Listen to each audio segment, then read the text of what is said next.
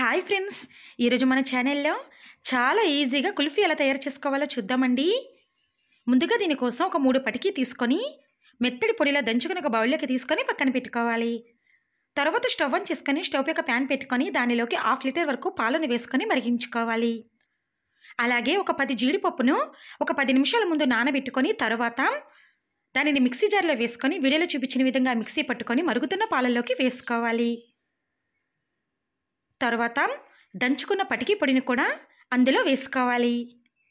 ఇలా వేసుకున్న తర్వాత ఒక 20 నిమిషాల పాటు మంటను మీడియం ఫ్లేమ్లో పెట్టుకొని కలుపుకుంటూ ఉడికించుకోవాలి. కొంతసేపటికి అది తిక్కుగా అవుతుందండి.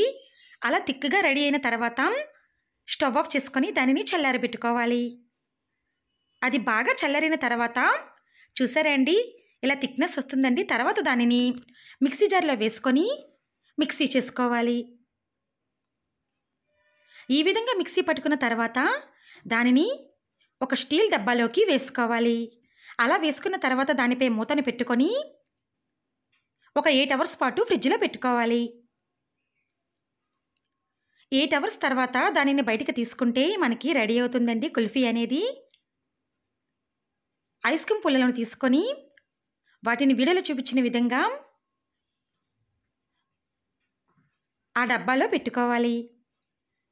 ఇలా స్టిఫ్గా పెట్టుకున్న తర్వాత దానిని స్లోగా బయటికి తీసుకోవాలి. తర్వాత ఒక నైఫ్తో కట్ చేసుకోవాలి.